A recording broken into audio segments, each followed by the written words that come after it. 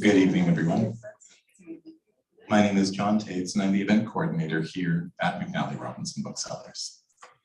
I'm just here to offer some housekeeping notes off the start, after which we have a number of incredible speakers here to speak tonight to the legacy of the book we are celebrating here tonight, which is the new commemorative edition of Theodore Niizhotay Fontaine's Broken Circle, The Dark Legacy of Indian Residential Schools. I'd like to start by expressing my most sincere gratitude to Heritage House Publishing for publishing this new edition and for helping to bring this evening together. I just have a few very brief housekeeping notes before I turn the evening over to infinitely more interesting speakers than myself. So thank you so much for bearing with me right out of the gate. The first note is that while you're here in the space, we do just ask that you remain masked. You'll notice that all the speakers who do come up to the podium will remove their mask to speak into the microphone. Following the event where we do venture into the greater store, masks will not be required at that point, but they will be recommended. In addition to that, I would just like to ask you all to take this one moment just to silence your phones if you have not done so already. That just prevents any interruptions throughout this evening's program. You will have noticed, just for those who are unaware, if you are looking for the facilities at all, the restroom is located just beyond the cash desk. And if you have just arrived and are looking for a seat, there are a number over in this area, and we do have a few more in the corner for anybody looking for a chair. Rest assured there is an aisleway, and you'll be able to make your way easily to the chair. We are also broadcasting this event live on YouTube, so thank you to all of you who are joining us there. This video will remain available for viewing thereafter, so if somebody was unable to make it, please do feel free to share it with them. Other than that, I won't hold you folks up anymore. It means a great deal for both myself and the store to be a part of this evening. It's an enormous honor and a privilege. Not only did we have the inestimable pleasure of getting to know Theodore Fontaine over the last several years, but we see every day the impact this book, Broken Circle, and all of his other written work has, both on readers here in the city, on community, and in addition, as a parent whose students both, or whose children both heard Ted speak at some point or another, his impact is palpable in so many ways. So being here to celebrate his words and his legacy is enormously humbling. Thank you all for being here. I now also have the great pleasure of welcoming up a good friend of mine, Charlene Diehl, director of the Winnipeg International Writers Festival, who will host this evening. Please join me in welcoming her.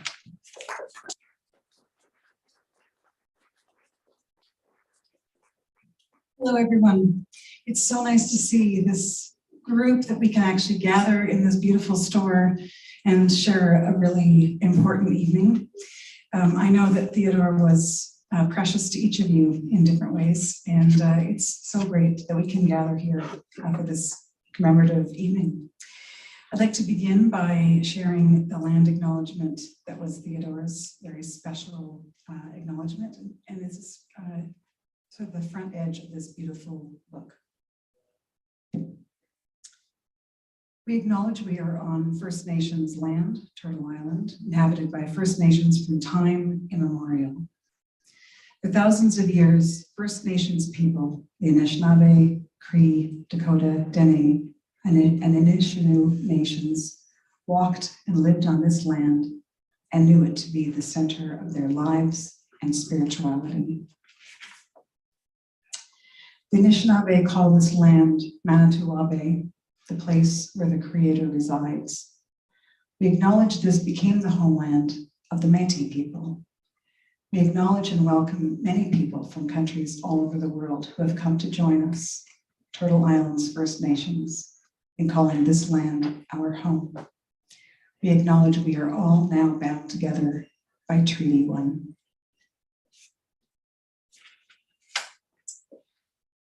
I'm so pleased that I have a chance to be the host for this evening, and I'll be calling forward many people who are special in Theodore Fontaine's life. And as we get started, I would like to welcome forward Elder Sheldon Cote and his wife, Angie Cote, who are Sundance leaders from Fisher River First Nation, and they will share with us a traditional prayer and drum song. Will you please come forward? Thank you.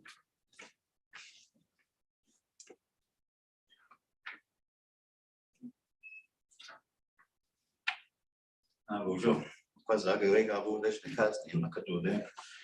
E aí que ainda mais não vou mais ver me an Morgan. My name is Bear Standing Outside. I come from the Bear Clan. I'm very honored to be asked to come and help here today. Remember Ted. Ted had a special place in our hearts. My wife, Auntie Cody. I'd say, when I received a message a few days ago from Barb, she reached out. And I felt so honored when Ted was here and his book was first launched. We were a part of that as well. We did the calling in song and the opening for it, and it's such an honor to come and do it again. We actually had our late brother with us, so today we have two of them in spirit with us today, and just so grateful to be here to come and share a few words, and of course our songs, to call in the helpers to come and guide this night, and to honor a great man that has taught many of us in many different ways and in different places in our lives. Thank you for tobacco, Morgan, for inviting us to come. Spirit has shared a special time again, but this time we're doing it without Ted physically, but spiritually. We're gonna call upon his spirit to come today, to be here. And some of you might feel him here.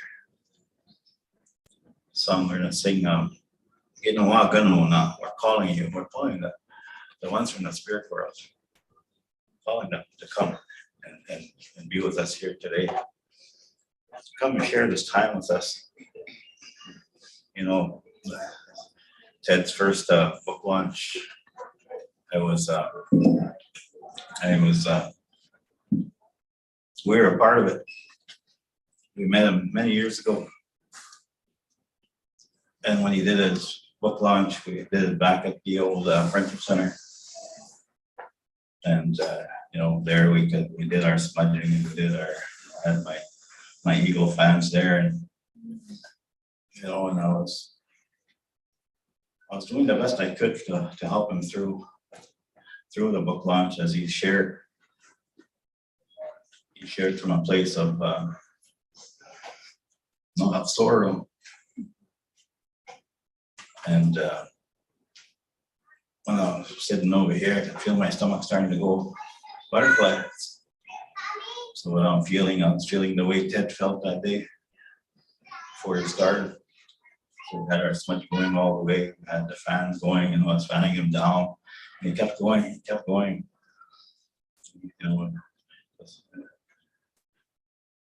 in order to fix that broken circle.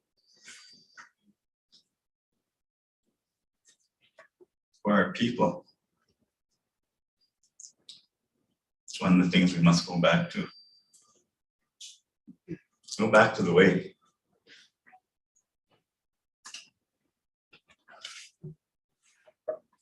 Go back to the way that Creator gave us as people of Turtle Island. That's what will save us. Going back to our songs, going back to what Ted believed in. And our elders, our surviving elders, and through it, they must share. They must leave that behind also. Educate the world. To educate the world and what took place or what's taking place yet today in different ways,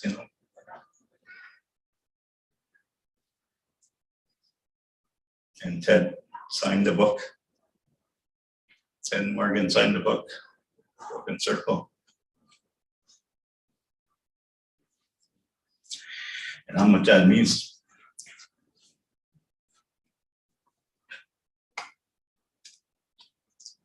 How much that means today. To see a signature there and his words there on that book. And I'll always have that book for the rest of my life. Anyways, we're gonna sing this calling in song.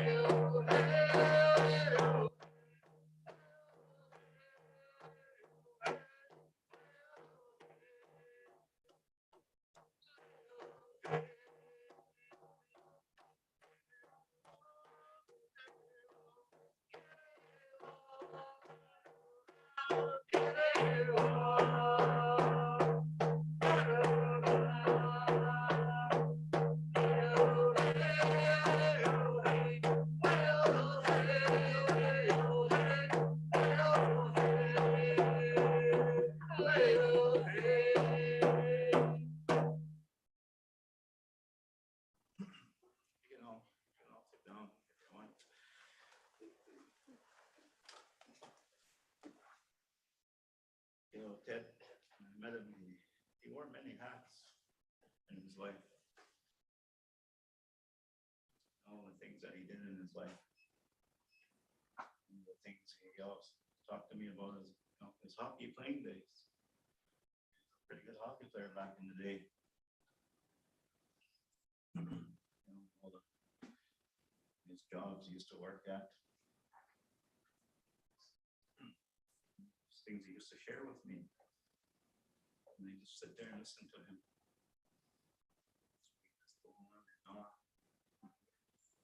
Last time I seen him was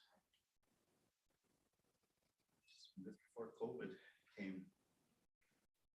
We was worried about Morgan.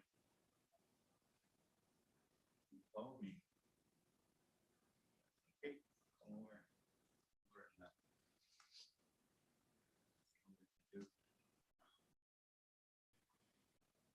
Morgan wasn't feeling well.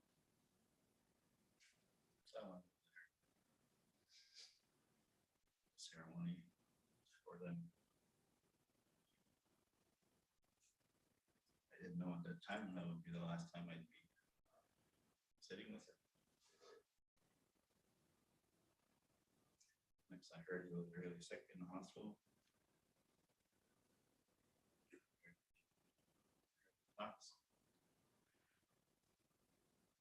His work here was done. His work was done on earth. It's time for him to go and rest. Time for him to go and go be with his parents, his relatives, and not to have any pain, not to have any worries.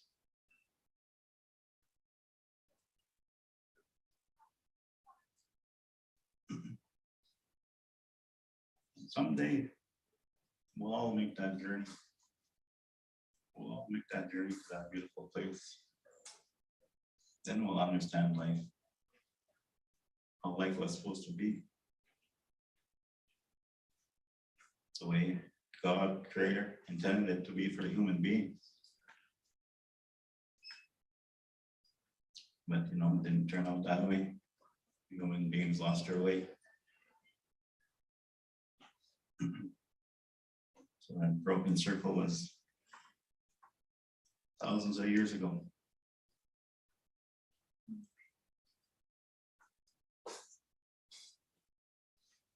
I'm just happy to be here today. Happy to be a part of this ceremony. Thank you for the tobacco. First thing we do when we talk to an elder, we always offer that tobacco.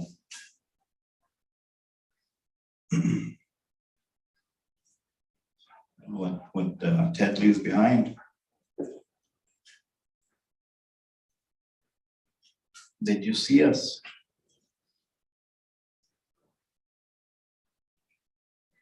I'm sure I'm gonna be enjoying that book also. Crying in that book, you know.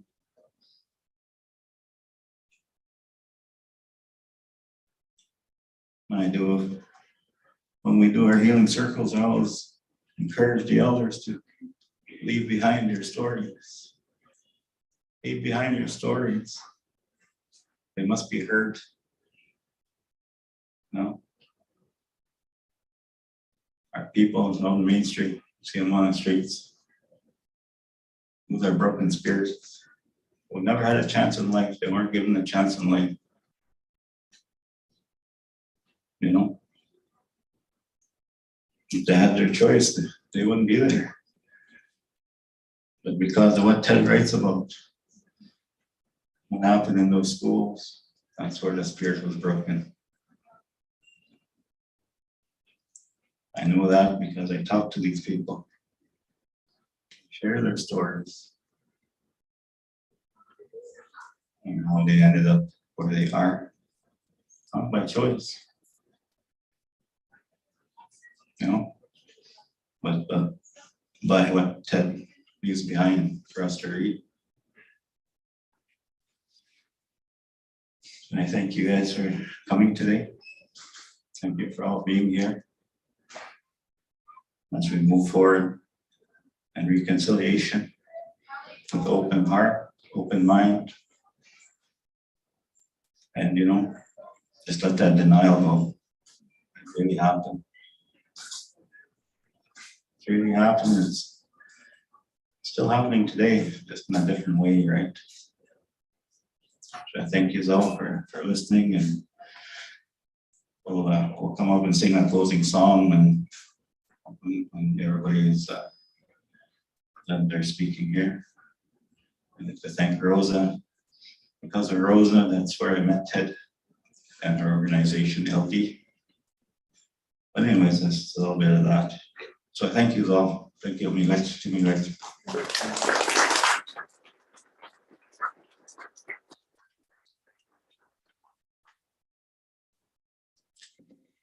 Thank you so much, Sheldon and Angie. What a powerful and profound way to begin this evening. So we're here to celebrate Broken Circle, this commemorative edition. And as Sheldon was talking about the importance of the elders leaving their stories behind, making records of them so that we all can know, we can be informed and find our way in the world in a better way. My own friendship with Theodore starts with the first version of Broken Circle.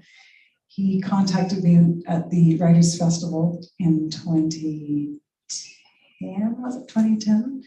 And I had talked to his publisher, Heritage House, and I said, this memoir is a memoir that I would very much like to include at Thin Air, our September festival. And so he got in touch with me and said, I am planning a book launch at the Friendship Center, which you just mentioned, Sheldon. And he wondered if I would meet with him to talk about what a book launch was supposed to look like. And I said, I would love to do that. So I went for what I thought was going to be, sort of 20 or 30 minutes of ticking the boxes about how to plan one of those things. And we both stood up about 2.5 hours later and thought, oh, we have each found ourselves a new friend and kind of a kindred spirit in the world. I think about his plan for that book launch, and I was at a different event that night. So I've always been sad that I wasn't there, but the planning of it, by the time he talked to me, I think he'd invited practically everybody in the city to bring their gifts to that event. And I did say, you know, Theodore, like it's your book also, right? That people are coming to celebrate. And so you could maybe plan to read a little bit from the book or share the book. And he was so modest. It was like, you don't want to take up anyone else's time. And I was like, this is kind of how book launches work. They're a chance for everyone to gather and you know, celebrate a very big effort. I know that book launch was a rousing success because I know there were many performers. I'm sure there were many butterflies as well. And I know also that it was an act of extraordinary courage and bravery for Theodore to offer to share these stories with his community. And I did watch him during that festival. He also did a reading at the Odena Celebration Circle at the Forks. And I was sitting behind him on the circle in the middle, and I can see the way the light kind of moved past him as he stood at the podium.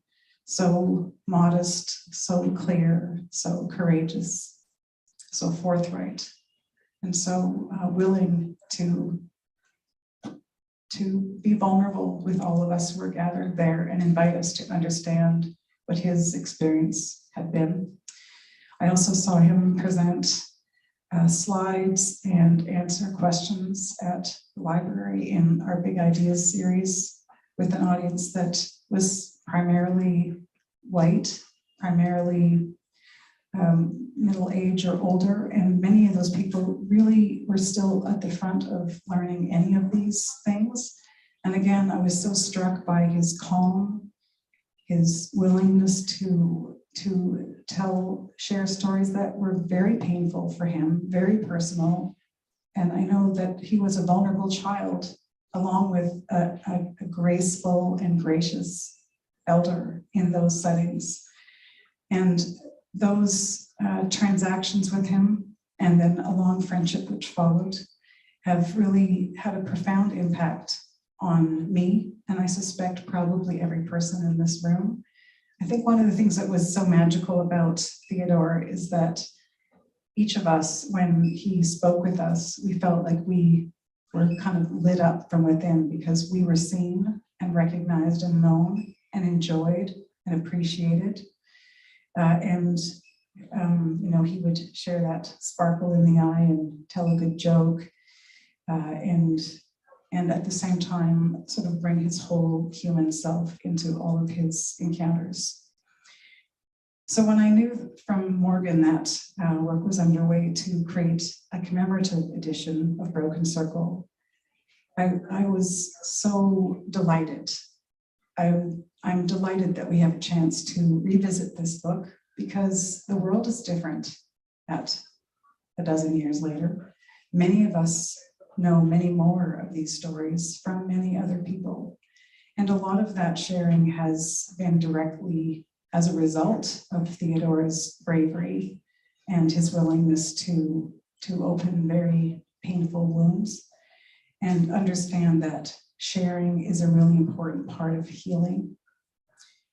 This new edition has photos, it has more stories in it, it has context written around it. The opening has many statements from writers and politicians and leaders about the value of the book, about the gracefulness of the writing, about the importance of it as a record, but also as a beautiful, potent book. It's a way that an elder has left stories for us to carry with us. I found out from Morgan recently that the book Broken Circle has now sold over 28,000 copies. which if you just step back for a second and think, in Canada, a bestseller is 5,000 copies. This book is has an astonishing impact on the world already. And since this new edition is out, which is, I think, really just a matter of a few short weeks, over 3,000 copies of the new version have sold as well. So it's a testament to the beauty and importance of the book, but it's also a marker of how determined Theodore was to move through the world with this book and with his stories. He did thousands of talks to little kids, to huge conferences. He was present. Sometimes he would actually snag people over in that memoir section of the store and say, hey, I wrote a book and it's in here. And he really had this sort of beautiful open spirit that understood very deeply that sharing is such an extraordinary and important part of healing. And I've thought ever since I met him, and I know that the book is called Broken Circle, and I know that it is sharing the most devastating personal story of being wrenched from a family, a home, a language, a culture. But there's, for me, a sense in which Theodore's life and writing has very much been against the idea of broken circle, but very much in service of rebuilding and mending that circle. And I think every time someone picks up this book and enters the harrowing stories that are there, they are also accompanied by this calm, clear companion, this voice of clarity and courage that will travel with them through. And all of us have a chance to be broken and also to move toward being healed. It's an extraordinary accomplishment. And I'd say for me, my friendship with Theodore is one of the most precious things in my life and one of the biggest gifts of the job I get to do. So those are, I guess, this is just me starting to say, this is a very special book and it's a very special opportunity for us to gather to celebrate it. And my primary job is to introduce some really special people. So I would like now to call forward Morgan Fontaine, who probably all of you know. She is the quiet strength and support for Theodore over 4 decades. She's his trusted confidant, his deeply connected partner, and his forever beloved. She has been pouring herself into preparing this book for publication in spite of her own great deep grief and exhaustion. I know she so misses her partner. And I think that this pouring herself into helping to make this extraordinary book is a way that she shares her special self with all of us as well. Please welcome Morgan Fontaine.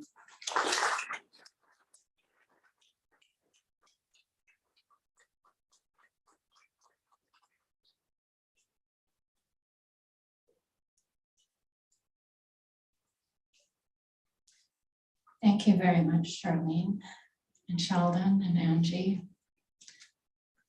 I do believe absolutely that you've called his spirit here with us. I feel it. I'm sure many, perhaps all of us feel it. And it makes all the difference having him close by. I call on him every day, every minute. This month marks the 1-year anniversary of his passage, as Sheldon said, back to his family, the beloved family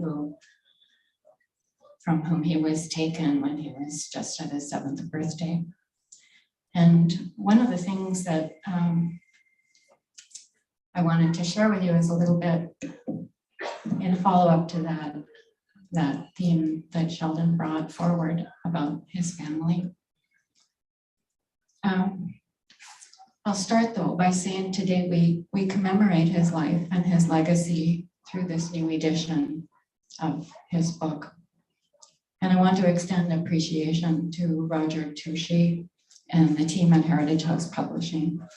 It was their initiative to recognize Theodore's legacy and to include me in the planning and publishing of this book. And I'm very grateful for their immense effort to make this possible in this short time, and also the extraordinary amount of care taken in the preparation of the book by them. Also, to the speakers here today who have spoken and will speak, I want to just say these are his close friends, which really fails to describe the relationships, his colleagues. These are people who for years have nourished his spirit, his mind, and his vision, worked alongside him to make pathways for reconciliation. They have each brought everything they've got to that work and to the relationships that they've had with him and continue to have. They brought all their people, they brought their own circle of people, they brought him to their circle, and they brought all of their people to him. And through that, this immense interconnected world of reconciliation is being built piece by piece. They've done this through immense collaboration and also great effort. This has all been an immense amount of work. And through that, they've also brought forward a great deal of laughter for him. They've brought life and energy and the Ojibwe language into his life again. They've helped him very much to be the person he was created to be. And through all that hard work and that laughter, there have also been many pancakes and a lot of coffee. They also have circled around me in this time of my greatest need and continue to do that and to be in my life, to bring me into things and keep close track of me, support me. I'm very grateful to you all. I also want to thank John Taves and McNally Robinson booksellers who have celebrated Broken Circle right from the very beginning and hosted Theodore many times here in the store and supported his events. Working on this book has brought many revelations to me, and I just want to say that for me, who I processed his manuscript beginning in 2009. I've worked alongside him in his presentations of this book and book readings, using the book every single day pretty much for the last 11 years. And yet, when I went through this manuscript, it was like reading Broken Circle for the first time. I found in there, and it's partly because of the circumstances and the grief and loss. It's also what has been described in terms of the passage of time and all the things that have occurred in that time. I just wanted to share that for all who have read the book before, when you start again, you are going to find it. You're going to find new things. You're going to find new meaning in it. And the beauty of the writing has somehow elevated in the discourse we've had in the last 10 years. The honesty and courage and heartbreak in these pages, it brought me to my knees when I was doing the work on this manuscript. Yet his spirit and his kindness, his Niizhotay, his double heart, permeate every page of this book. And one of the praise notes written really captures that, written by Kevin Loring, author Kevin Loring, who said, very similar to what Charlene said, Broken Circle takes readers by the hand and walks us through the lonely corridors of Fort Alexander Indian Residential School. What I find remarkable about his memoir is the generosity, bravery, and open-heartedness with which he shares these sometimes joyous, sometimes painful moments of his life. In the spirit of reconciliation, Mr. Fontaine brings us to his own healing, and in this way, he has added to the healing of us all. And I think that is just a very beautiful description of what we find in this book. Some people have said, oh, I don't know if I can read that, it's going to be so hard. And I say, so many things are so hard.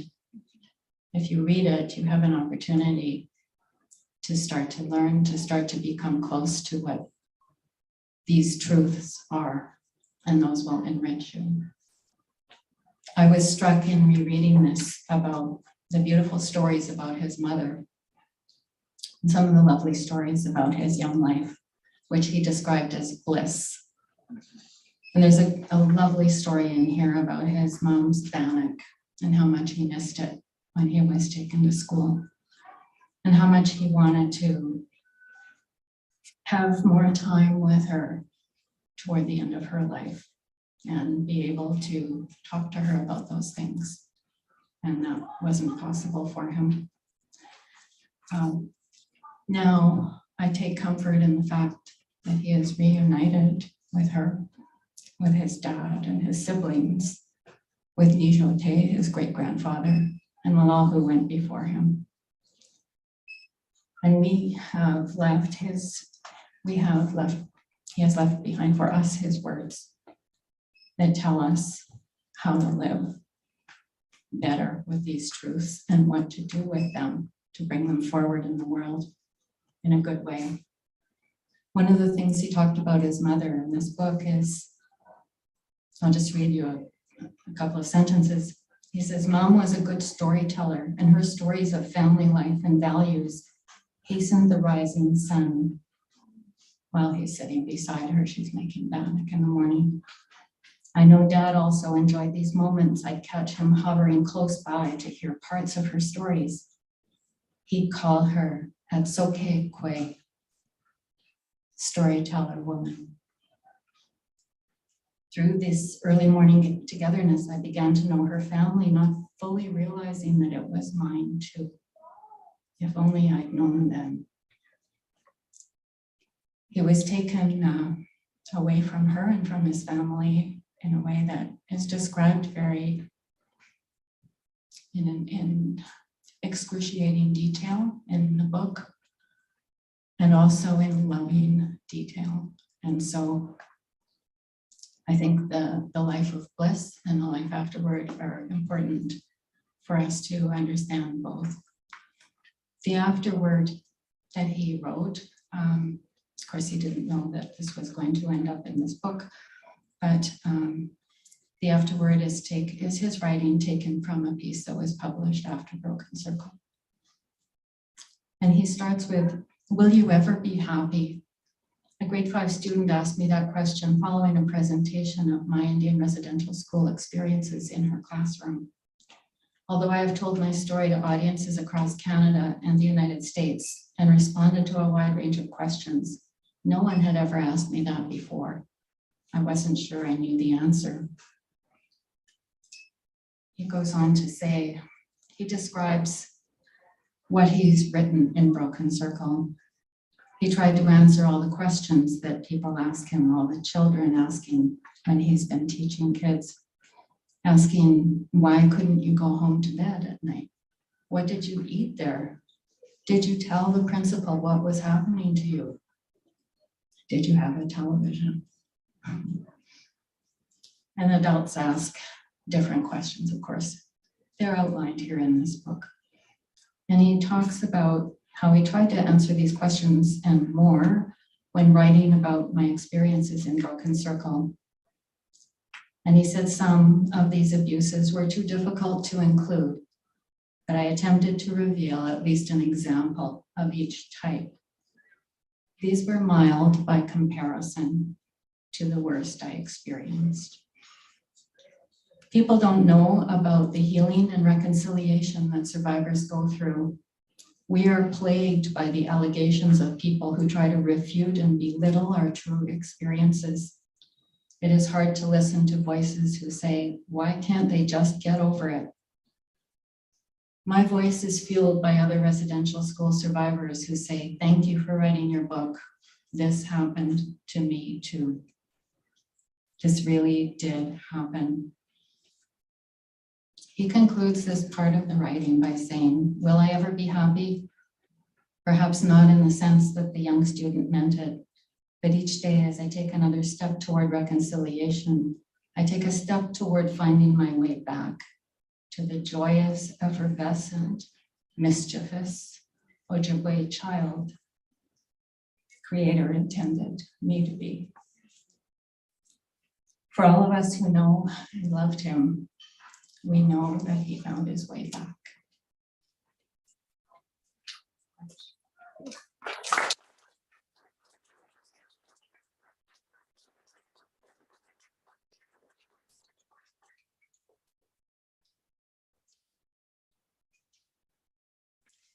Thank you, Morgan.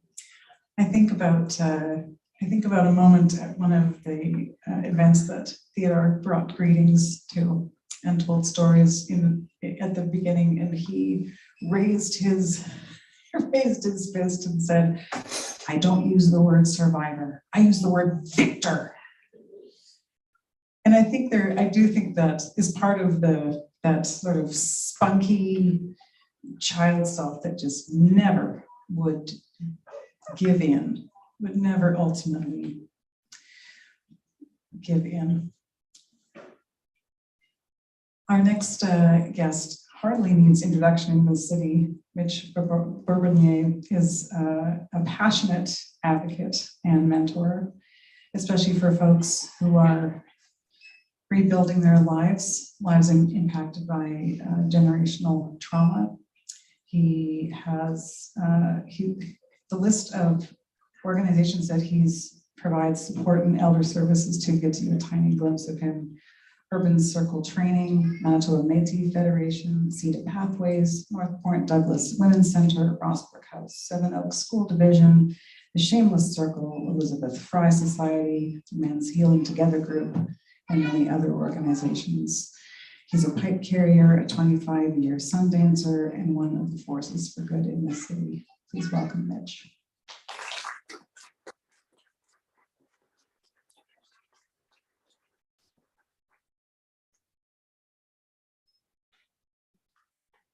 Thank you, Morgan, Charlene, Sheldon, Angie.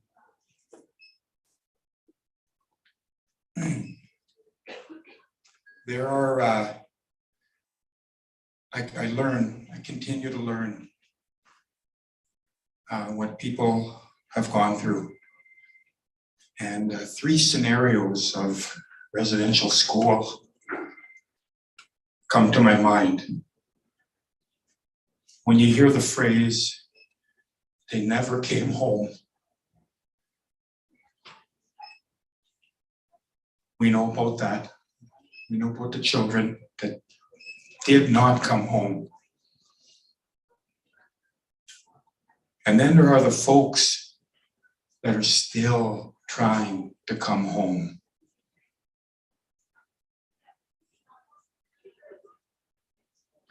And then there are the folks that have come home. They have come home.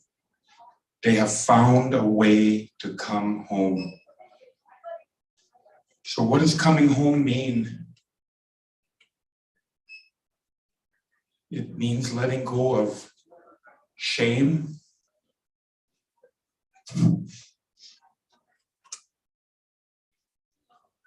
a feeling that I'm less than,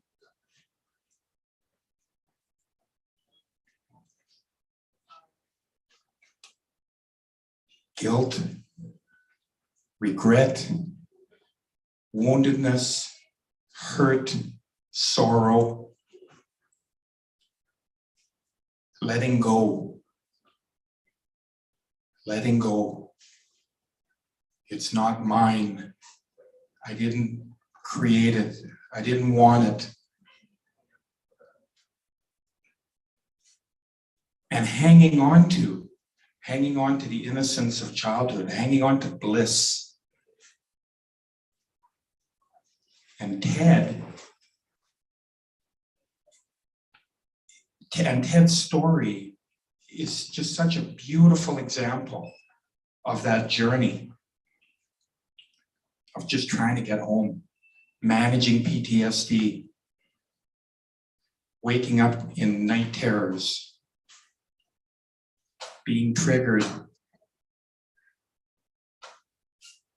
but taking one step after the other and never quitting on his journey, and hanging on to kindness, love, humor, generosity, patience, understanding, empathy, all those beautiful things that embody our beautiful Ted.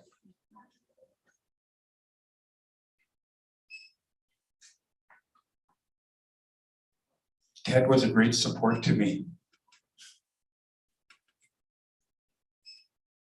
I miss him dearly. Our brother Sheldon talks about our relatives out there. We have relatives out there on Main Street and other places. And because I have a son who's been out there, a son with schizophrenia, with addiction, with mental illness, I'm out there. And it's a blessing because I walk the streets of Winnipeg every day of my life. And I meet our brothers and sisters. I get to meet them where they are with no judgment and just love. And guess what I see in our wounded people? I see all the good I saw in Ted. I see humor. I see a light in their eyes. I see a mischievousness.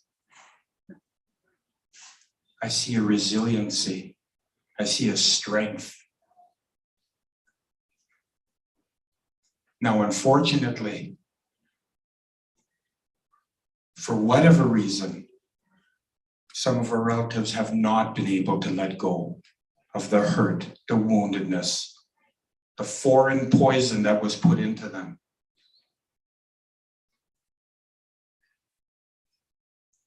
And you just try to survive. And if that's alcohol, it's alcohol. And you're just trying to survive. Ted taught me to just accept where people are at. Do not judge, just love them. With a hug, a cup of coffee, a jacket. And Ted would say this too. Our beautiful relatives do way more for me than I do for them. I love it out there. I love it.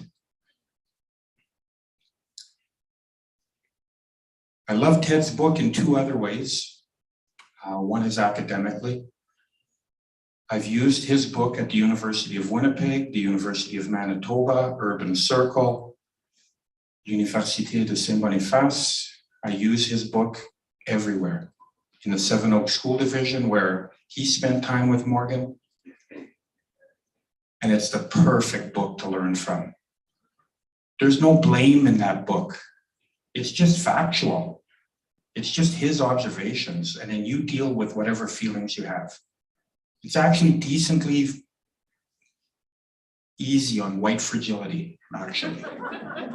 So don't worry, you guys, read it. People contact me and say, what can I read? Well, you can come walk with me, but if you're gonna read this. And I'm gonna finish because I think we only have 8 minutes, right? How am I doing? Okay, where's John? Okay, so The last way I love this book, and Morgan, you hit it right on. Every time you read it, you're reading a different book. Every time. Like, what a gift. Like, how does that magic happen? So the last time I read Broken Circle was this year on Monday, February 21. It was a holiday, Louis Riel Day. And I decided to have a TED Day, and that I was gonna, and I don't read a lot. I'm moving too much. But I was gonna binge TED on Monday, February 21, and I did. And Ted and I hung out together. I'm gonna cry. We were in the dining room on the couch all day. So I went cover to cover on that day, and I was texting you. What a gift. There's a lot of beautiful people in this room. Glenda, thank you for looking after my son. Wally and Karen, thank you for being on the earth. Mama Bear, thank you. New friends, Sheldon and Angie. Love you all, Miigwech.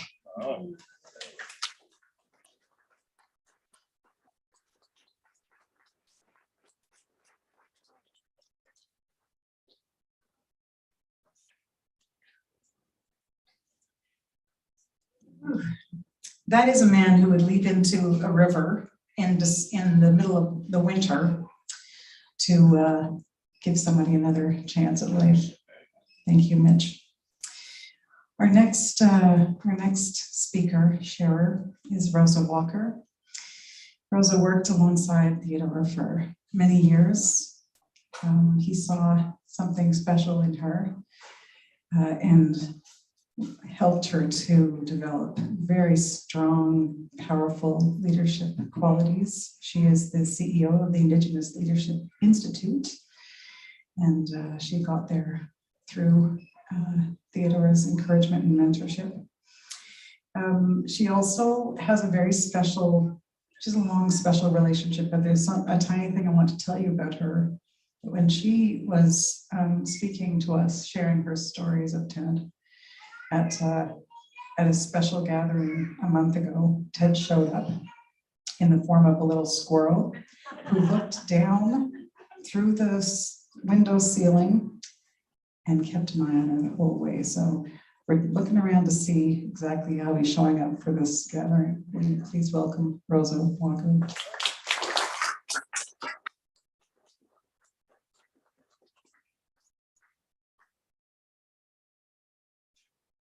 Good evening. Thank you, Charlene, for sharing that. Sheldon, Angie, thank you for your prayer. Morgan, great to see you. The rest of you, I'm so happy that you're here to share this relaunch. I was really fortunate that I got to hear a lot of these stories as they were coming out over the years. I've been friends with Ted since the 80s. He's mentored me. I relied on him for advice. And when his first book came out, it broke my heart. Because not only did he share his story, but he shared it in a way that was so kind and generous to people. People who were predators, people who tormented him. He shared that kindness. And I read it again, the new one, and I was just, it wasn't any less heartbreaking than the first time.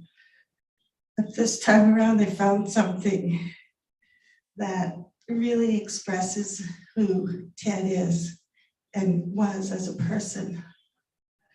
This was the story about his 9th grade teacher who said to the whole class, and Ted's recollection is so vivid, that he remembered it in detail. And I remember him telling this to me before he even wrote the book.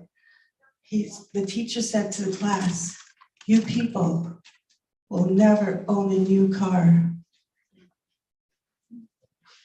You people will never make enough money working as laborers to own a new car." I won't spoil the rest of what he said in the book. But while we were talking about it, he says to me, "How does he know? I could have been a limo driver." And that's Ted. That's him, to take something so negative and turn it into a positive. And that was his healing spirit. That's how he was healing, with his humor and being able to look at things the way they are and look at who's saying those things to you. That was Ted. And I'm honored that I got to spend as much time over the years with him. And thank you, Morgan, for allowing me to share this little story. Thank you.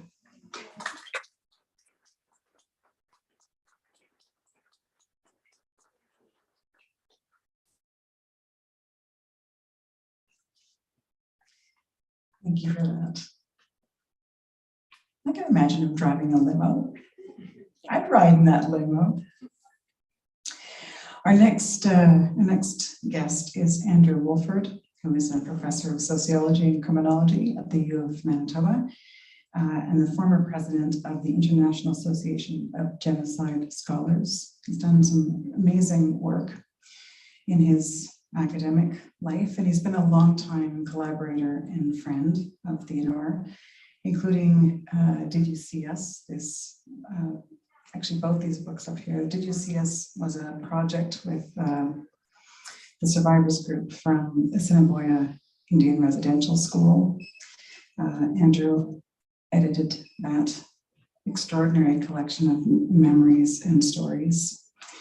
And he worked with a group of survivors on an extraordinary 3D tour of the Fort Alexander Indian Residential School at Saugeen, near Saugeen, where Theodore was imprisoned as a 7-year-old and such. That was one of the most shocking experiences for me, to see that video that had been created from the memories of children. So when you walk up the steps of that rebuilt virtual school, you're at eye level with the door handles. It's a really extraordinary adventure. And one of my amusing stories about Theodore is related to that, because when I went to the launch of that virtual reality project, he came scampering across the lobby, the front hallway at St. Paul's College, where the event was happening. And I thought he would be kind of in a somber mood, but he was not. He was very excited that this amazing thing was about to happen. And he said, "Have you had a chance to try on the octopus?" which is not, it's not an octopus, it's an oculus, which is sort of a multi thing that you stick on your head and experience virtual reality. But for Theodore, it was the octopus, and he was dying for me to get that octopus on so I could have the 3D adventure. That's very Theodore in my world. And I'm really pleased to introduce you to Andrew, who worked on all of these projects with Theodore. Andrew Wolford.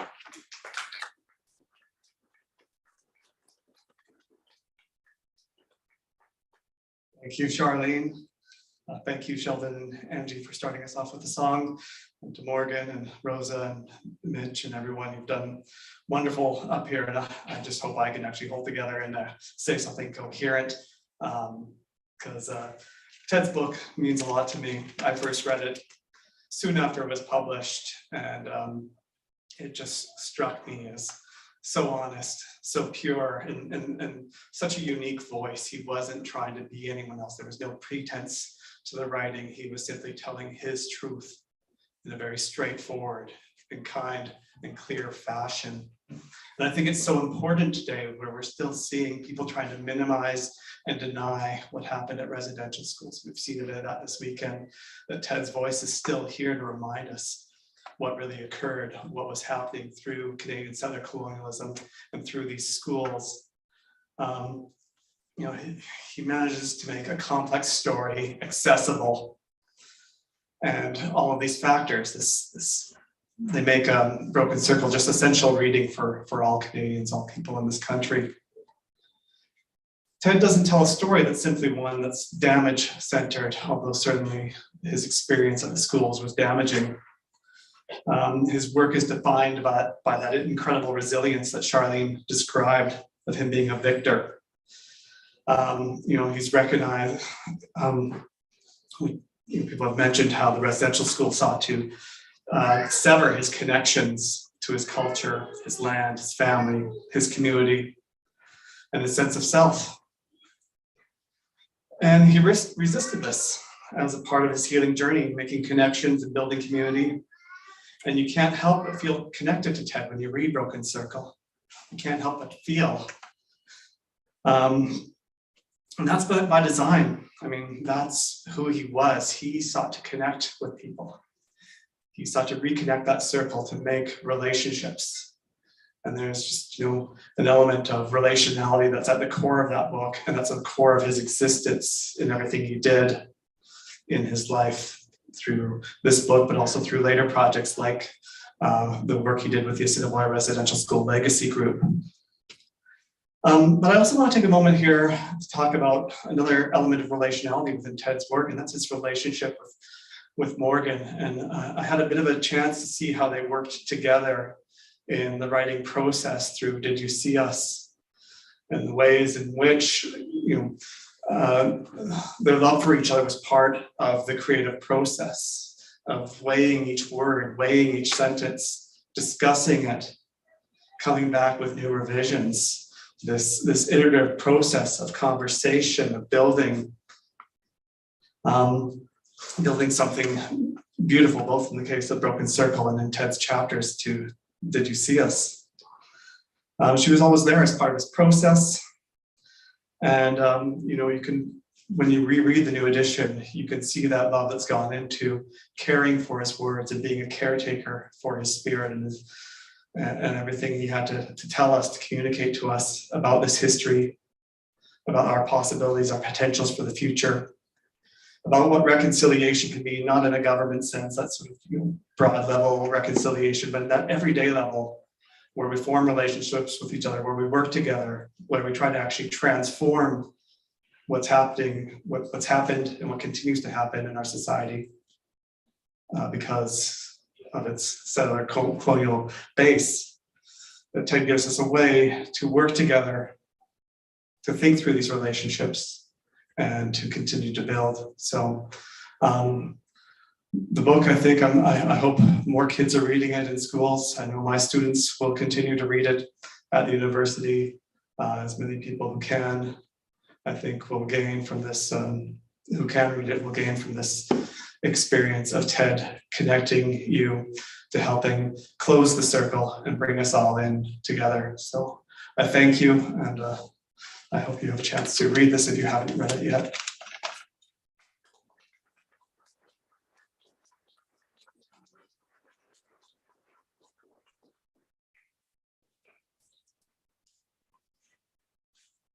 What an evening. What an evening this has been.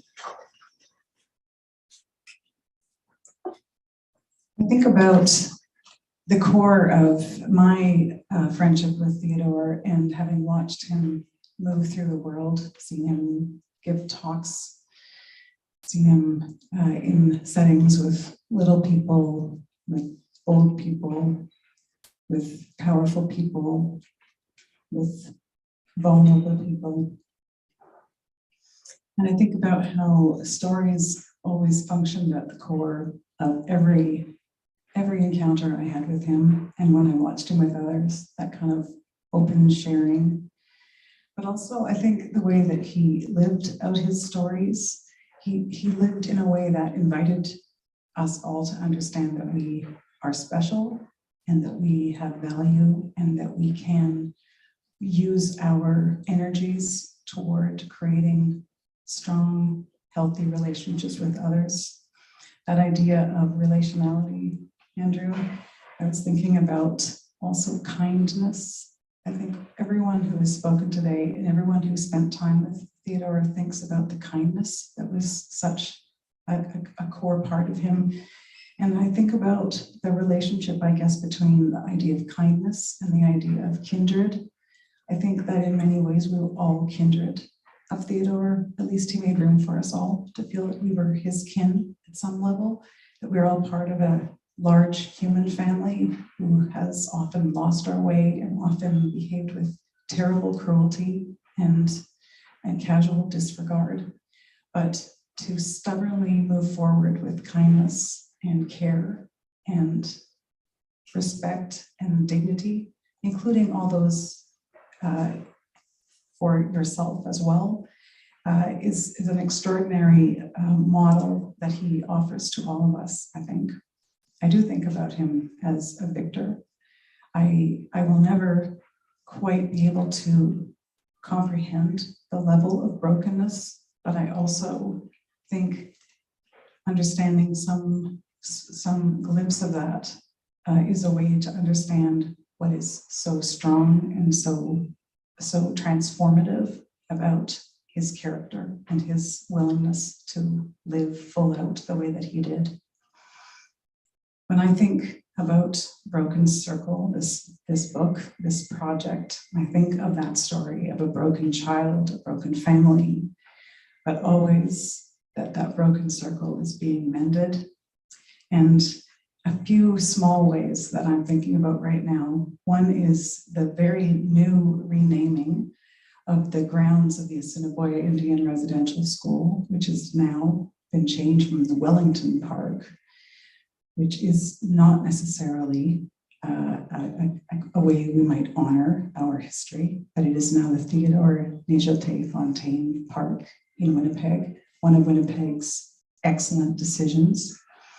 And I know it was a place that had great, had offered great solace to Theodore as a place to go and spend time, which sounds like him, to recover what is beautiful and sacred about places where even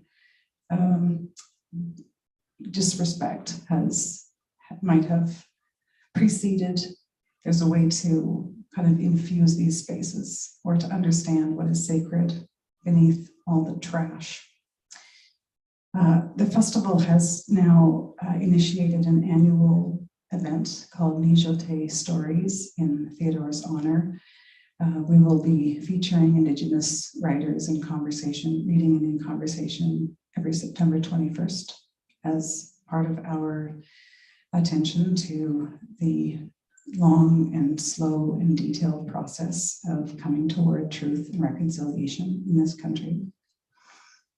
I think each person who reads this book, shares this book with others, even encounters Theodore's stories at second or third remove, has a piece of the mending of the broken circle.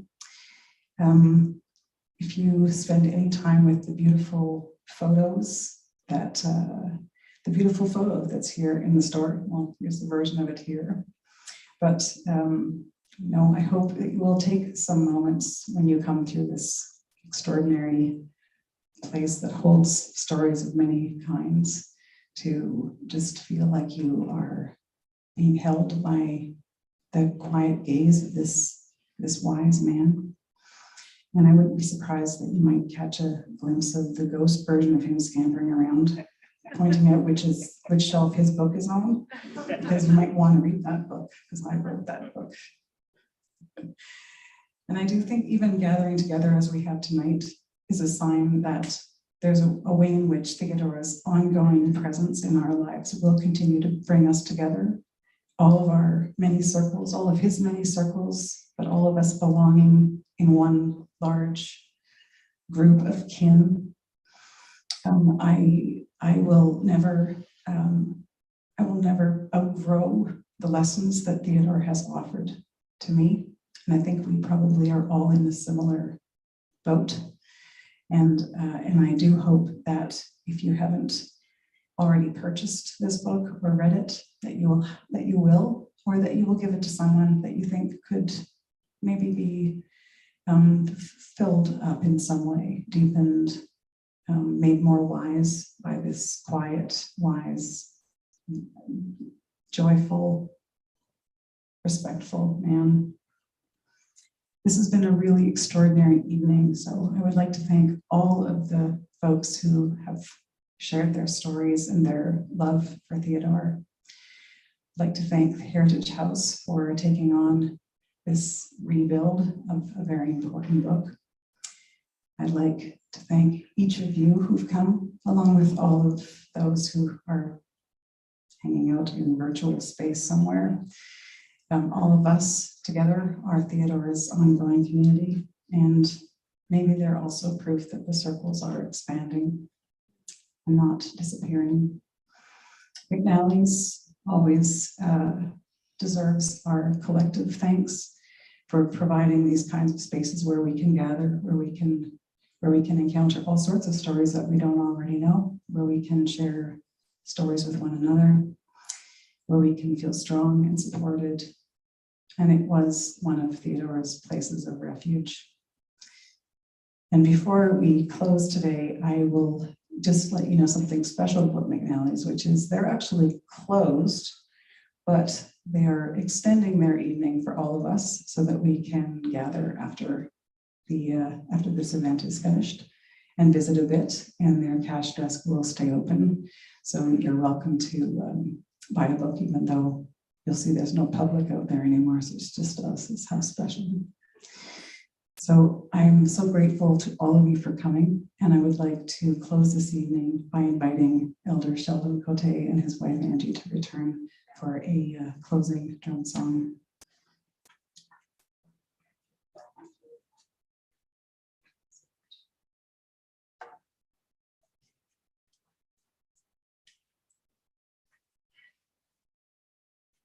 Well, thank you, everyone for coming and sharing, and the invite, for all the beautiful words, the presence of the people, and on the thing, there. We want to sing this song. It's a healing song. It actually comes from an elder who's also a victor. She went out and fasted, but she was worried because she was diabetic. And she said she was worried about that. And the person told her, don't worry about it, have faith in what you're doing and you'll get what you need. So that night she spent out there, and that morning she came out and she sang this song. And then the person that put her out came and got her and said, you're done. She said, what? She said, you come and got what you needed to get at this time, and it's that healing. And I remember hearing this song for the first time in her community of Scouting. And I heard it and it just hit right here. When you hear those songs and they just hit right here, this was one of them. And a while back, she's known as Cuckoo over there. She's everybody's cuckoo. And she could be a tough one too, but a beautiful one, eh? And I passed her tobacco. I said, Cuckoo, can I pass you this tobacco? And boy, her arms just got tight. She's like, what's that for? I said, for that song, can I sing it? She says, oh, of course. And we were just in their community last week. And we told her, we share your song everywhere along with your story, and I thought I'd share this. We share this song and her story because we have to pass on those stories just like Ted did for us. And it seems so weird calling him Ted. I was calling him Mr. Fontaine. I just always had that respect for him, eh? Whenever, or I usually called him Mr. Ted, and it just seems weird, so formal, and I just want to always remember those special moments, those little visits that I got with him and the stories that he shared with me and that inspiration. And I remember Rosa shared a story of how she started her business, and that always stayed with me. And, he inspired you and did so much for you, and you did that for me. And we actually started our own business of healing. And, when I want to thank Ted for always having that faith in us and that support and those words of wisdom and encouragement every time we see him, and that great big smile. So we'll sing this song.